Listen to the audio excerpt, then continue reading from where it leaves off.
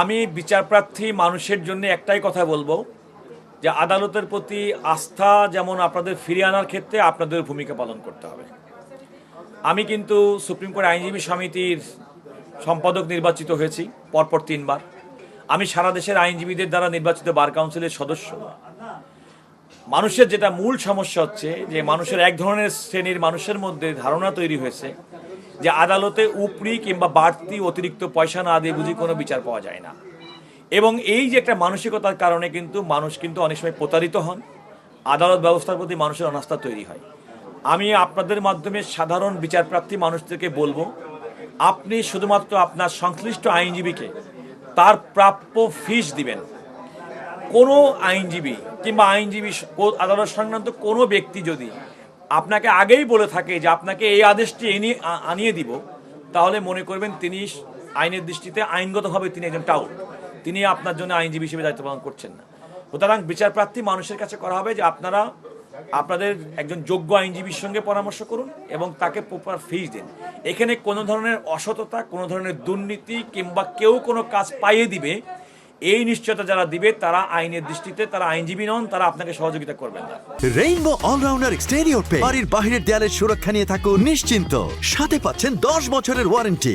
মনে রাখতে হবে একজন আইনজীবী কিন্তু একজন বিচারপ্রার্থী মানুষের ন্যায় বিচার পাওয়ার ক্ষেত্রে সাহায্য করে মাত্র, তিনি কিন্তু আদেশ দেন না, তিনি রায় দেন না, তিনি আপনার ন্যায় বিচার পাওয়ার ক্ষেত্রে সহযোগিতা করেন। সুতরাং আপনি আইনজীবীর কাছে ওইটুকু প্রত্যাশা করেন যে আপনি যেন ন্যায় বিচার পান। এর অতিরিক্ত করতে গেলে যে আর্থিক অনিয়ম এবং দুর্নীতির কথা আসে, আপনারা সে পথে হাঁটবেন না। জনগণের প্রতি আমার এই প্রত্যাশা। মামলার জট নিরসনের জন্য এটা একটা সমন্বিত উদ্যোগ দরকার। এটা আদালতের সঙ্গে সমন্বিত উদ্যোগ দরকার, আইনজীবীদের সহযোগিতা দরকার, একই সঙ্গে সরকারের পলিসি লেভেলেরও প্রয়োজন। কারণ মামলার যে উৎপত্তি স্থল, ফৌজদারি মামলাতে থানায় কিংবা কোর্টে যখন মামলা হয়, আমাদের দেশে মানুষের মধ্যে মামলা করার ক্ষেত্রে এক ধরনের প্রবণতা কাজ করে যে তারা কোনো কারণে একজন অপরাধী জায়গায় 10 জন 50 জন ব্যক্তিকে কিন্তু অপরাধী হিসেবে আসামি করে।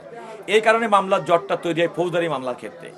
দেওয়ানি মামলার ক্ষেত্রে দেখা যায় কোনো যেগুলো ব্যাপার সমঝোতার ভিত্তিতে করা সম্ভব তারা আদালতে নিয়ে যাচ্ছেন, এই কারণে আদালতের প্রতি চাপ সৃষ্টি হচ্ছে। আমাদের বিচারকের অপরতা আছে, আইনজীবীদের প্রপার ট্রেনিংয়ের অভাব আছে, আইনজীবীদের ইফেক্টিভ এবং ল অফিসারদের অনেক সময় ঘাটতি আছে। আমার কাছে মনে হয় এটা একটা সামগ্রিক বিষয়, এটা রাষ্ট্রীয় পলিসিরও ব্যাপার।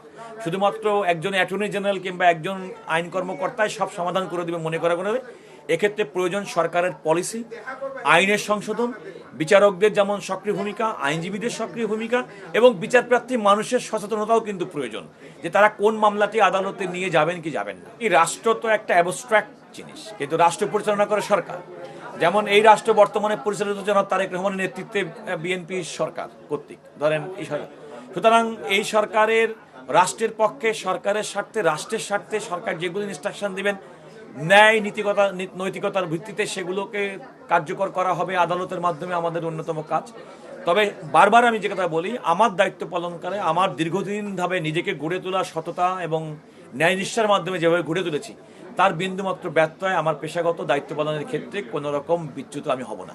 আমি সুযোগটা দেখছি এইভাবে যে নতুন সরকারের পথ চলা এবং সরকার যেভাবে মানুষের মধ্যে আশা এবং প্রত্যাশা জাগিয়ে তুলেছেন, তো আইন আদালতকেও তো মানুষ চাইবে যে সেক্ষেত্রে একই ধরনের আউটপুট আমরা দেই।